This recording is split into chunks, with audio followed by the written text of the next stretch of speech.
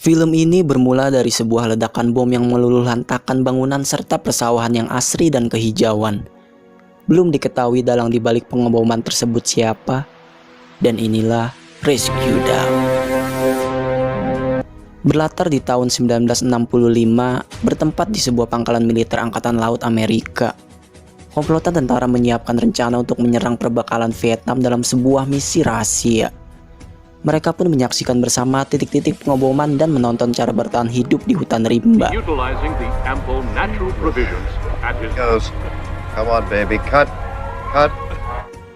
Dialah Dieter Dengler, seorang pilot pesawat tempur Amerika Serikat yang ditugaskan dalam misi tersebut untuk pertama kalinya.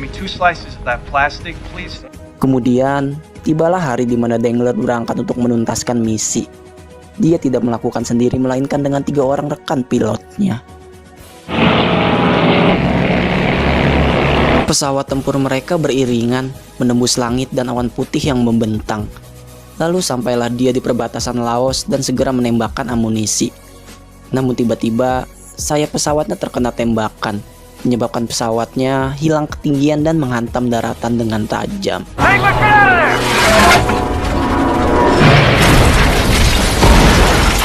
Untungnya, dia berhasil selamat dari kecelakaan tersebut. Namun naas, dia mendarat tepat di tempat pasukan Vietcong bersarang. Dia pun dikejar dan bersembunyi di dalam hutan.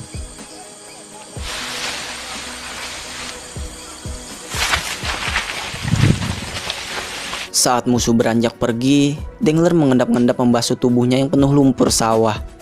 Dia pun meneruskan perjalanan melewati sungai dan rerumputan yang lebat menghalangi pandangan. Beberapa saat kemudian, dia membuka penyamaran dan mendengar suara helikopter yang mulai berpatroli. Kesempatan itu dia pakai untuk keluar, namun hampir saja ketahuan oleh penduduk sekitar. Lalu saat merasa aman, dia berlari menaiki bebatuan, berharap bahwa tim pencari akan kembali lagi. Di tengah teriknya matahari, harapan itu pupus dengan perlahan. Dengler pun beranjak ke sungai untuk menuntaskan dahaganya. Lalu ketika berbalik, musuh sudah menodongnya dengan senjata. Saat itu juga, dia diseret ke sebuah pemukiman, diikat di tengah jalan sambil disaksikan puluhan orang. Dia pun merengek ingin berak, namun tidak ada yang mengerti perkataannya. Kemudian, Dengler dipaksa mengikuti kemanapun mereka pergi. Bagai binatang peliharaan, lehernya ditarik dengan menggunakan sutas tambang. Waktu demi waktu dia lewati. Suara helikopter juga terus berseliweran, namun tak ada satupun yang menemukan keberadaannya. Saat itulah dia memperhatikan pasukan Vietcong membuat api dengan menggunakan gesekan bambu. Hingga di suatu hari, dia dibawa oleh tentara ke suatu tempat, di mana di sana ia bertemu dengan seorang pria. Awalnya dia berpura-pura tidak bisa bahasa Inggris, namun pada akhirnya mengakui identitasnya. Lalu pria tersebut memberinya penawaran, menandatangani sebuah surat pembebasan, yang berarti dia resmi bergabung dan berkhianat dengan negaranya. Sontak saja dia menolak, menunjukkan wujud kecintaan terhadap Amerika. Hal itu mereka artikan sebagai pilihan kedua, yakni penyiksaan. Dimulai dari diseret seekor kerbau, digantung, ditempelkan sarang semut, bahkan diceburkan ke dalam air tanpa diberi makan.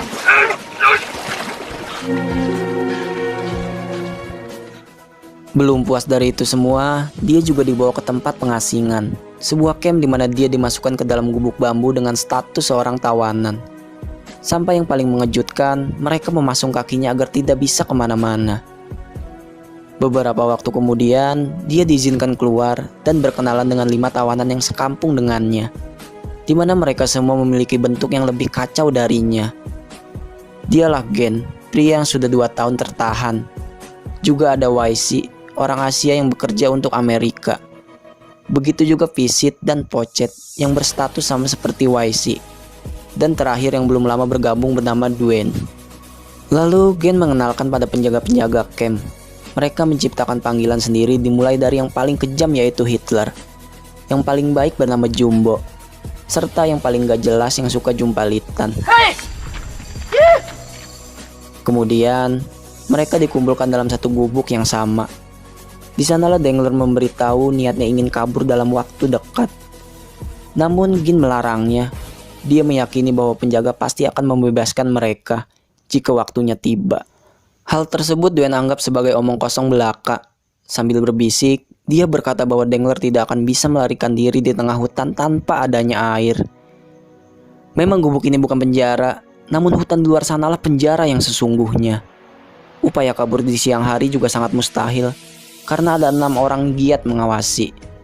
Dangler pun menjawab bahwa dia akan kabur di malam hari. The jungle is the prison. Don't you get it? You won't make it out of camp. There's 6 guys. Lalu seperti tertampar, malamnya dia dipasung dengan posisi zigzag bersama yang lain. Boro-boro berpikir kabur, bahkan Dwayne tidak bisa bergerak dan berak di tempat. Kemudian Dangler iseng bertanya, apakah ada paku di sini? Namun mereka tidak punya, karena semua properti terbuat dari bambu. Tapi tiba-tiba saja Pochet mengetahui. Esok paginya, mereka bekerja sama mengalihkan perhatian penjaga. Saat itulah, Dangler mencabut paku yang sudah dia incar. Kemudian, dia pun menggetok dan mengasah paku tersebut hingga tipis seperti kemauannya. Lalu saat malam tiba, terjawablah mengapa dia sangat membutuhkan paku. Di mana paku itu ia gunakan untuk meloloskan tangan mereka. Pagi harinya, pesawat Amerika berpatroli. Saat itulah para penjaga didera rasa panik yang berlebih. Padahal pesawat tidak mungkin juga menemukan mereka dari jarak sejauh itu. Dwayne pun menjadi sasaran kemurkaan Hitler dengan luka di telinganya. Kembali malam hari, Dangler melafalkan doa pada Tuhannya, berharap hujan cepat turun agar mempercepat rencana pelarian diri. Namun Gen lagi-lagi melarangnya, mengancam akan berteriak jika dia tetap nekat kabur. Dasar anak setan. Kemudian pada suatu hari, seorang penjaga menggunakan senjata amatiran, hingga peluru itu muncrat bebas dan menyebabkan mereka tiarap dengan segera.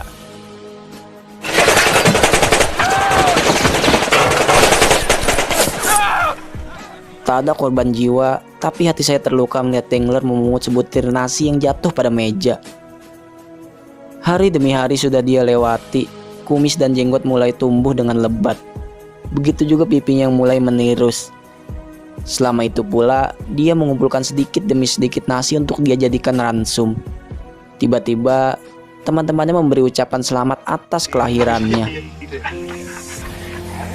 Dangler pun memberi mereka hadiah pisau yang terbuat dari kulit kerang. Di sanalah ia menjelaskan jika nasi yang dia simpan untuk perbekalan saat mereka melarikan diri. Dia juga menyusun rencana bahwa nantinya mereka akan mencuri senjata para penjaga dan balik menawan mereka. Malam harinya mereka menggelar bidak untuk menentukan posisi para penjaga. Namun tiba-tiba seorang penjaga datang mengejutkan. Untungnya Dwayne bisa mengarang alasan. Lanjut, mereka pun membuka pintu alas tidur mereka untuk kemudian Dangler keluar dari sana dan mengendap-endap ke arah pagar. Esoknya, dia mengajak Dwayne memastikan titik yang semalam ia gali tanpa ada kecurigaan. Beberapa waktu kemudian, barulah mereka melakukan voting. Dangler tetap ingin pada rencana, percaya jika mereka bisa melarikan diri bersama-sama.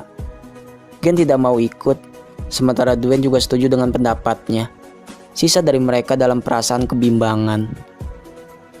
Hari terus berlanjut, hingga saat mereka menunggu makan, Hitler datang menyerahkan satu mangkuk sambil teriak marah-marah. Tentu mereka enggan, karena mangkok tersebut berisi ular Jepang. Namun karena kepalang lapar, Dangler justru memakannya dengan rakus dan doyan. Gen pun meminta jatah nasinya, namun dia tidak mengizinkan. Lagi-lagi, paginya tidak ada sebutir pun nasi. Tubuh Dangler juga kering kerontang, tinggal kulit yang melingkupi. Kemudian, setelah menguping percakapan para penjaga, Wahisi memberitahu jika beberapa waktu ke depan, penjaga akan keluar untuk mencari bahan makanan ke hutan. Dia pun menyimpulkan jika mungkin, mereka akan ikut dibawa dan dibunuh di sana. Penjelasan itu membuat Dangler mempercepat rencana melarikan diri. Hari sudah kembali berganti. Rencananya kali ini adalah mereka akan terbagi menjadi beberapa kubu. Dia dan Dwayne akan keluar lebih dulu, disusul oleh yang lain dan berakhir bertemu di dapur untuk menyandra para penjaga. Mereka pun membuka lantai bambu dan merayap ke pagar luar. Kemudian Dengler menuju belakang camp mencuri senjata yang ditinggal. Dia pun menyerahkan 2 senapan yang dia dapat dan mengajak Dwayne menuju dapur. Namun karena asam lambung yang naik, langkah mereka terhenti karena Dwayne mengeluarkan isi perutnya. Dengler pun keluar lebih dulu dan menembaki para penjaga dengan membabi buta, sambil berteriak memanggil Gen dan yang lain. Dia pun mengajak Dwayne mengemasi persediaan, sementara Jumbo ia biarkan hidup seorang diri. Merasa tak sesuai rencana, dia memaki Gen dan yang lain dengan segala ucapan tolol. Dengler pun meninggalkan camp dengan perasaan yang sangat geram. Agak jauh dari sana, mereka berdua bertemu YC dan Gen. Lucunya, mereka sudah memakai sepatu dengan senjata di tangan masing-masing. Saat itulah dia menuntut penjelasan. Kemana mereka saat dia dan Dwayne melawan para penjaga? Kemana sepatu untuknya? Gen pun menjawab jika sepatu mereka Pisit yang membawa. Akhirnya mereka tukeran senjata. Gen memberinya golok dan Dengler memberinya sekotak peluru. Di sana mereka berpisah ke jalan yang dituju masing-masing. Emang bajingan gak tahu diri. Udah diselamatin malah kabur duluan ya, si bangsat emang. Singkat waktu mereka berdua terjebak hujan, berusaha menutupi badan dengan selembar daun pisang, hingga Dwayne membuka sekepal nasi yang mereka bawa. Namun baru satu suap menuju tenggorokan, tiba-tiba banjir datang dan menghantam tubuh mereka. Terbalut kotoran lumpur, mereka bersandar pada bebatuan dengan wajah syarat akan kesedihan. Kemudian waktu bergulir, pakaian basah mereka sudah kembali mengering. Dia pun mengajak Dwayne terus berjalan karena feelingnya berkata bahwa di ujung sana terdapat aliran sungai menuju Thailand. Setelah mengasruk di pepohonan, mereka mengikuti aliran sungai dengan memakai getek yang mereka buat. Dengler betul-betul berperan setia, membiarkan Dwayne naik sendiri di sana. Lalu tiba-tiba aliran kian membesar. Mereka baru menyadari jika tak jauh lagi air terjun sudah menanti. Secepat itu mereka berpegangan satu sama lain dan beranjak ke tepian. Hingga beberapa saat kemudian, di tengah gerimis yang membasahi bumi, mereka terpenung sambil membuka pakaian. Lalu nampaklah beberapa ekor lintah yang bahagia menggerogoti tubuh mereka. Niat keluar dari sana menemukan titik terang. Ternyata cobaan satu persatu datang menyulitkan. Hujan, dingin, dan sangat kelaparan. Sampai di satu tempat, Dengler menemukan seorang pria yang sedang menjala ikan. Namun dia hanya menatapnya kelaparan, karena menembak orang adalah tindakan yang tidak mau dia lakukan. Maka mereka memutuskan untuk membuang senapan yang sudah mereka ambil dengan susah payah. Kembali menggayuh langkah. Kali ini Dwayne berkata dia akan menyerah. Namun Dengler tetap di sisinya, memapah dan terus mengarungi malam hingga kembali berganti ke pagi lagi. Mereka pun berhenti di sebuah kampung yang rimba. Saat itulah dia melihat helikopter yang datang dan lekas berteriak lantang. Namun kecewa, helikopter itu tetap melaju meninggalkannya, menyisakan perasaan Dwayne yang mulai berputus asa.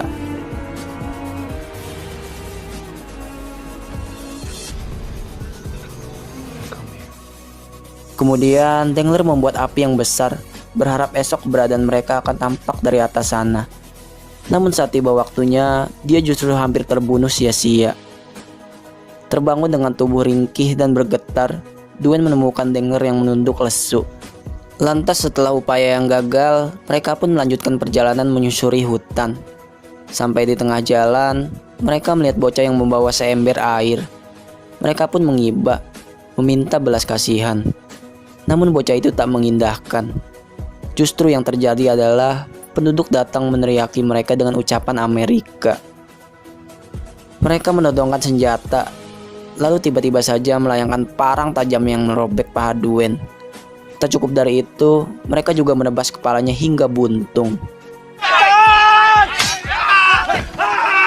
Hal itu membuat Dengler berteriak seraya mengeluarkan goloknya tak tentu arah.